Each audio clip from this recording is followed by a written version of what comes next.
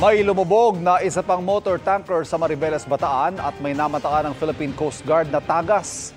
Sa gitna po yan ang pagresolba sa problema kasunod ng paglubog ng MT Terra Nova sa Limay. At nakatutok live si Von Aquino.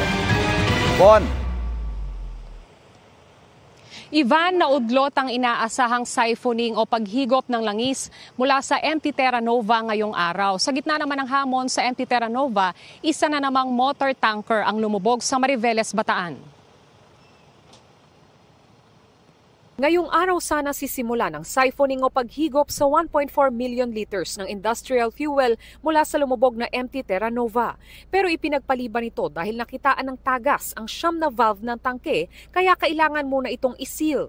Ando na yung mga barko, lahat ng equipment na kailangan ng Harbor Star naka-preposition na. At alam na rin natin yung position ng barko, hindi lang nila magalaw pa kasi because of the leak.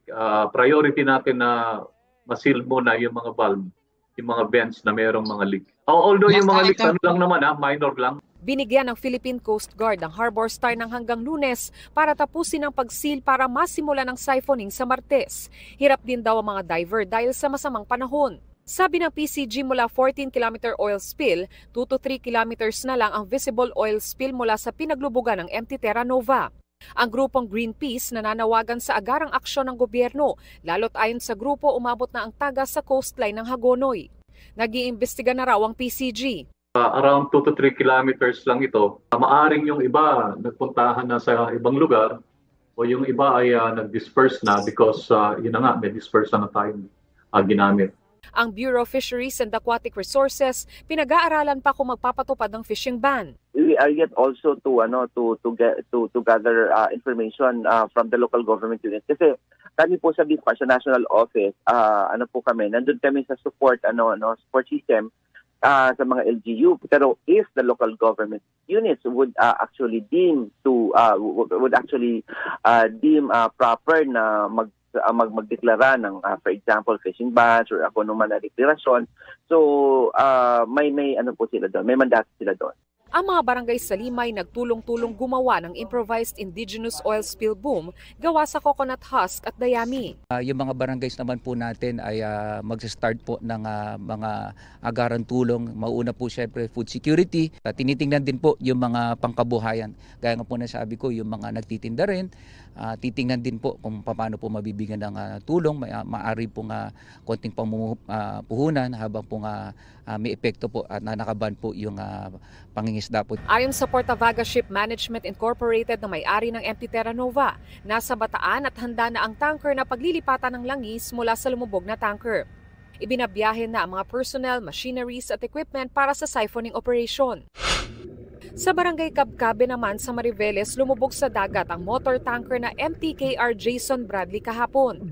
Nagsagawa na ng underwater assessment at may nakitang oil sheen at oil leaks kaya naglagay ang PCG ng oil spill boom. Apparently, this vessel did not clear from the Philippine Coast Guard, from the Bataan Coast Guard Station. So hindi pa namin alam kung saan yung details nito, kung ano pang details meron siya. But we'll give you updates as soon as information is available. Ivan, ayon naman kay Malolos Mayor Christian Natividad, may nakita ng langis sa coastal area ng Malolos simula kahapon. I-check naman daw ito ng PCG at hinahanda na rin daw nila yung kanilang mga equipment. Hindi kayat naman ng PCG yung ating mga kababayan na kung may makikitang oil spill ay kaagad i-report sa kanila upang kaagad silang makaresponde. Samantala, ayon sa PCG pa rin ay wala pang nakikitang oil spill doon sa mga coastal area ng Manila, Batangas at Pampanga. Ivan? Maraming salamat, Von Aquino. Mga kapuso, patuloy na binabantayan ng Pag-asa ang isang low-pressure area. Ulitong namataan 780 kilometers north-northeast ng Katarman, Northern Samar. Ayon sa Pag-asa, hanging habagat ang nakakaapekto sa kanlurang bahagi ng Luzon. Kaya asahan ng maulap na may kalat-kalat na pagulan. Trough ng LPA naman na nagpapaulan sa Bicol Region, Aurora, Quezon, Northern Samar, Samar at Eastern Samar. Localized thunderstorms naman ang nararanasan ng natitirang bahagi ng bansa, kaya mag-ingat pa rin po sa posibleng flash floods at posibleng pagguho ng lupa. Hindi pa rin natatapos ang kalbaryo sa bagyo at baha. Mas masalimuot pa ang iniwan nitong pinsala sa mga eskwelahang tambak pa rin ang putik bago ang muling pagbubukas ng klase bukas. At yan ang tinutukan live ni Darlene Ka. Darlene? Pia, bukas simula na ng klase sa halos lahat ng mga paaralan sa buong bansa. Pero ito pa rin yung sitwasyon dito sa Guillermo Sanchez Memorial Elementary School sa Tinajeros, Malabon. Katulad ng nakikita nyo, makapal pa yung putik at nandito pa yung mga sira-sirang gamit at upuan, pati na yung mga basurang inanod ng baha.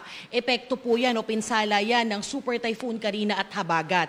Kaya naman isa itong Guillermo Sanchez sa halos 1,000 paaralan na hindi makapagsisimula ng klase bukas. Paghupa ng baha sa Guillermo Sanchez Memorial Elementary School sa Tinajeros, Malabon, makapal na putik, basura at sira-sirang upuan ang tumambad. Ayon sa isa sa mga nagtatrabaho sa paaralan, umabot sa bubong ang baha. Inuna pa raw niyang isalba ang eskwelahan kaysa sa sarili nilang bahay. Kaya doon nag-iiyakan po kami. Po. Unang-una, ma'am, wala kaming nailigtas na ginagamit kahit isa. Hindi ko nga po alam kung saan po ako kukuha ng pambili ulit ng mga gamit ng estudyante ko po. Inurong sa August 5 ang pagbubukas ng klase sa 41 public school sa Malabon at sa lahat ng public at private school sa Marikina ayon sa LGU. Pero sabi ng guro ng Guillermo Sanchez, mukhang hindi pa rin nila kakayanin. Sana lang po matulungan po kami ng LGU para lang po mapalinis po namin ito ng mabilisan. Tsaka konting tulong lang din po para sa ito nga po mga gamit namin, wala na po talaga mapapakinabangan. Sa Quezon City, inurong na sa August 1 at sa August 5 ang pagbubukas ng klase sa 15 paaralan. Sabi ni Mayor Joy Belmonte, iba sa mga yan ay ginagamit pa ng evacuation centers. Kabilang sa naurong ang pasukan ng Masambong High School na sama-samang nilinis ng mga guro, magulang at miyembro ng volunteer organizations. Sa classroom ito nakastore, nakaimbak yung mga school bags na ipamimigay sana sa mga mag-aaral para magamit nila sa darating na pasukan. Pero katulad nyo, dahil nga binaha itong buong classroom, nabasa rin lahat ng mga school bags. Ito, bubuksan natin isa-isa at pati yung mga laman sa loob katulad nitong mga pad paper, itong mga notebook, nabasa lahat. Kaya hindi na ito mapapakinabangan. Sa pinakahuling datos ng Department of Education, halos 1,000 paaralan sa 5 rehiyon sa buong Pilipinas ang hindi sasabay sa pagsisimula ng pasukan bukas. Nauna nang sinabi ni DepEd Secretary Sonny Angara na kailangang ituloy ang pasukan para hindi magkaroon ng learning loss. Pero hindi raw pipilitin magbukas sa mga paaralang malubhang nasalanta ng bagyo. Sa pinakahuling tala ng DepEd, halos 18.4 million na estudyante ang naka-enroll sa school year 2024-2025 mula grade school hanggang senior high school kasama ang Alternative Learning System o ALS.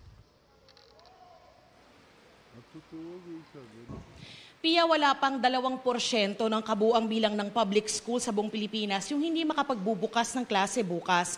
Kaya kung pagbabasihan nito ayon sa DepEd, handa na sila para sa balik eskwela bukas. Yan yung latest mula rito sa Malabon. Balik sa iyo, Pia. Maraming salamat, Darlene Kai.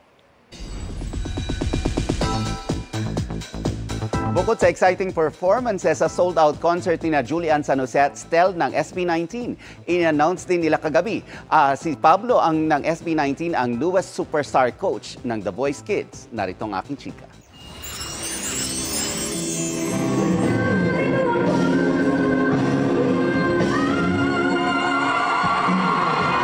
Opening number pa lang ng Julie X Stel ang ating tinig concert kagabi.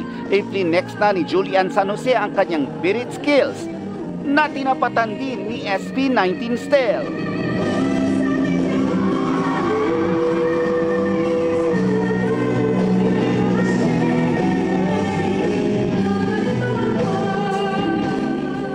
Sold out ang two-day concert kung saan guests sina Raver Cruz at SB19 members Josh at Pablo. Sa totoo lang po naniniwala ako sa bawat isa na kakayahan talaga nila ever since. Ako po yung fan talaga ng mga bawat isa nila. Ang sanay puwersa ng dalawang explosive talents, pagkakataon din para mas makilala pa ng fans ang Limitless Star at 18s ang isa't isa. Meron dyan mga fans si Julie na probably hindi pa naririnig ang music ng SB19. So hopefully magustuhan po nila and sana makisabay sila kung alam nila yung awit. Naging venue rin ang concert para i-showcase ang ganda ng original Filipino music. Kaya't hindi na nakapagtataka na hindi lang mga Gen Z at Millennials ang naka-appreciate ng show. Parehas silang magaling kumanta, magkaiba sila ng type ng songs at saka ng style. Ano po kasama niyo? Kasama ko yung youngest sister ko, kasama yung kanyang anak. And then ito aking niece. Sobrang gagaling na mga batang ito.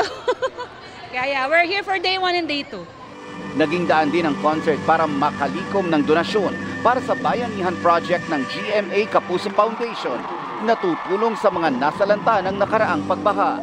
Sa concert din ni-reveal ang isa pang makakasama ni na Julie, Stel at Billy Crawford bilang coach sa The Voice Kids. We are proud to officially introduce the newest coach of The Voice Kids, Pablo! Sa video na ipinost ng show, makikita si Pablo na nakikipagkulitan with his co-coaches. Sabi ni Pablo sa interview ng GMAnetwork.com, happy siya na makakapag-share siya ng knowledge lalo na sa mga bata as a coach ng The Voice Kids. Mga kapuso, maging updated sa showbiz happenings anumang oras. Mag-subscribe sa GMA Integrated News sa YouTube. At para sa mga kapuso abroad, bisitahin ang GMA Pinoy TV at www.gmanews.tv.